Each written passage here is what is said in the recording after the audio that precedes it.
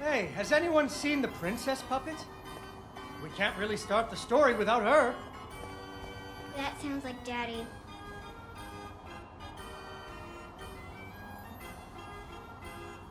I know she's around here somewhere.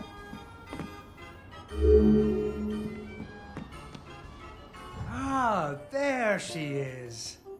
Once upon a time, there was a princess who lived in a castle with her father, the king. The king loved her very much because daddies loved their daughters. Unfortunately, the kingdom also had an ogre who was eating travelers because ogres do that. So the king did what kings do and promised that anyone who slew the ogre would get to marry his only daughter, the princess, and become king when he died. The king's lands were very far away, and the ogre was very large, so only one knight showed up. His name was Fred, and he fell immediately in love with the princess. Fred was a brave knight, and he marched off the next morning, singing a brave song as loudly as he could. After several days had passed, the princess got to wondering what had happened to her future husband. So she set off into the forest to look for him. The princess tracked Fred's footprints through a strange wilderness full of scary sounds and hidden dangers. Chasms filled with razor-sharp bamboo. Fortunately, she was a very brave princess who loved adventures, just like you. She used her wits to get past unexpected obstacles.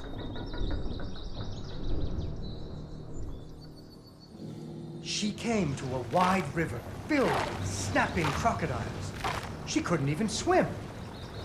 So what do you think she did? She ran on top of their heads. That's right! It was a magical forest where the plants seemed to know each other.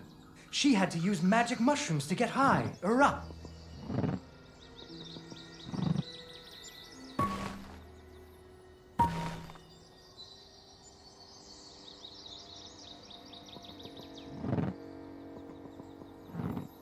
She learned to use some bendy tree branches to fling herself across a patch of deadly sharp bamboo. As the sun was setting, she came to the giant ogre's campsite. And there, the princess discovered that the ogre had captured Fred and hung him from a tree as a snack. The ogre did not appreciate visitors at all. Even Fred seemed a little embarrassed to see her. But the princess was a woman of action, and she was nimble, and the ogre was clumsy and easy to taunt. That's when you make fun of someone. You should never make fun of people, but with ogres, sometimes you have to. And so the princess tricked the ogre and rescued Fred. Fred didn't feel too good about it. He really loved the princess. Fortunately, the king told him about a giant spider that he could slay in order to win the princess's hand. So Fred marched off to the lair of the giant spider, singing a brave song, a little less loudly than before. After several days had passed, the princess got to wondering what had happened to her future husband. So she went off looking for him again.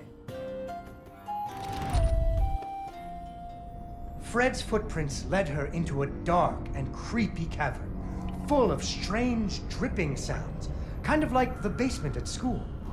Her footsteps echoed and echoed, until it sounded like someone was following her. Soon she came to a vast pit, filled with vicious, deadly spikes. It was much too big to jump over, but far off, she could hear moaning. She thought it might be Fred. So what do you think she did? I I know. What? She used an umbrella. What? Like that nanny in that movie. This is the Middle Ages, honey. Where would she get an umbrella? I don't know, but that's what she used. I don't think I have an umbrella. Well, you better find one, because she used an umbrella. Where am I supposed to get an umbrella?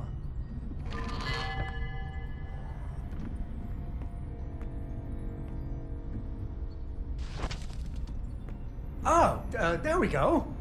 So, the princess bravely threw herself into the air, slowing her fall using an umbrella. Just like that nanny in the movie.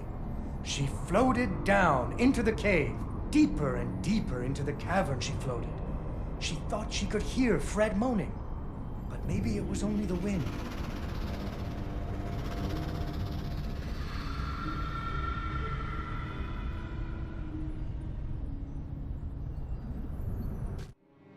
Unfortunately, she impaled herself on the bamboo. Wait, that's not what happened.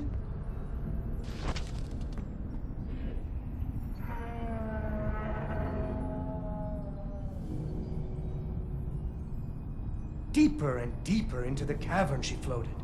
She thought she could hear Fred moaning, but maybe it was only the wind.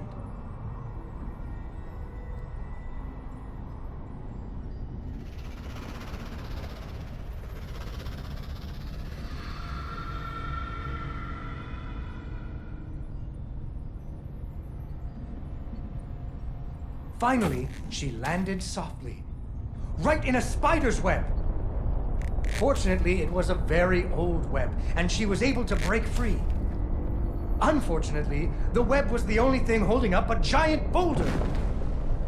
The princess needed to find somewhere to hide. Suddenly, a giant spider jumped out of the shadows and attacked her.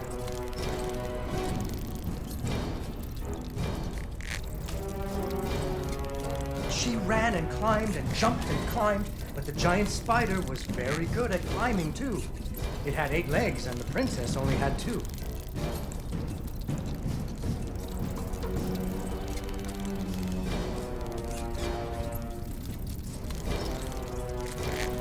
Fortunately, the princess remembered how the webs were holding up boulders.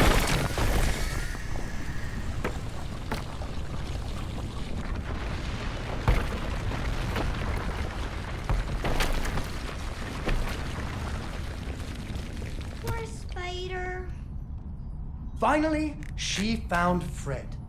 He was all wrapped up like a present for the giant spider's girlfriend. He was dreadfully embarrassed about having to be rescued again. He really loved the princess.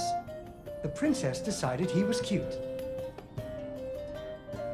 Fortunately, the king told him about a dragon that he could slay in order to win the princess's hand and stop being so embarrassed.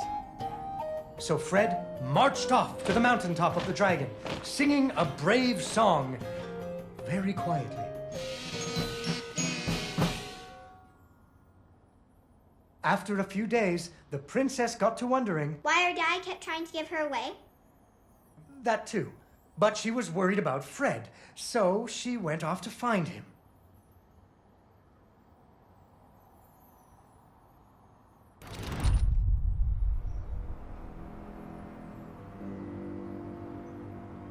The dragon's mountain was cold, and the wind howled at her to turn back. There were rock slides and fiery chasms, but she was very brave and nimble, just like you. She wasn't going to be put off by a few deadly dangers.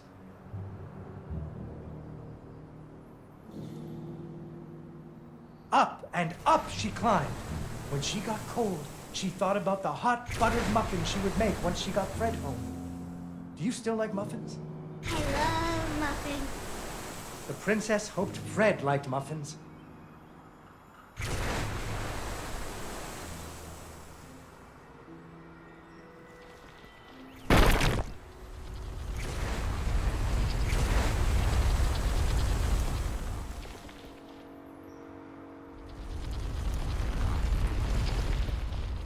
When the princess got to the lair of the dragon, she was not very surprised to see Fred hanging from the roof of the dragon's cave. so she taunted the dragon until it roared its fiery breath at her.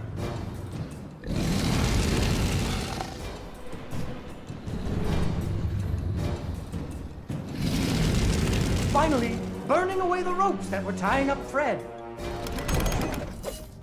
And so the princess and Fred lived happily ever after.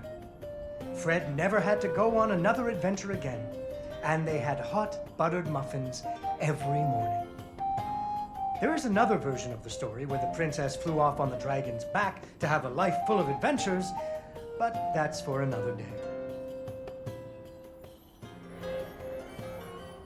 Yay! Yay, Dawn, you did it!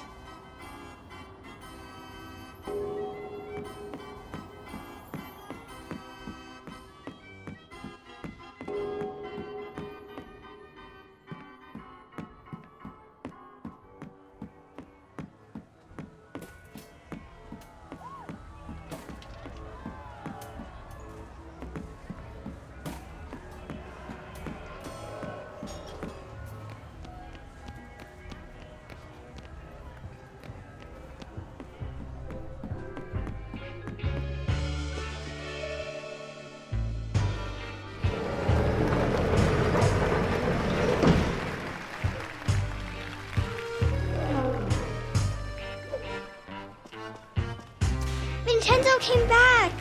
Hey, what do you think, Vincenzo? Did you ever consider trying out for the trapeze? They're good at what they do, Mr. Fenris. I'll give you that. I got my balloon back, I got a princess from my puppet theater, and my pirate ship is sailing the bounding main. So you're a man of your word. Go ahead, count it. It's all there. Need a hand with your stuff? My apparatuses are very delicate, and I don't like anyone in my workshop. You provide the audience, Mr. Fenris, and I will provide amazement. Mr. Fenris, why are you organizing this circus? I know who your investors are. I promised my wife and daughter I'd clean up my act. But if I don't pull in the crowds for you, those boys are gonna put you in the river. Without Cat and Didi, I wouldn't care much if they did. Ah. So those crowds better come. I didn't talk to him. I didn't talk to Vincenzo.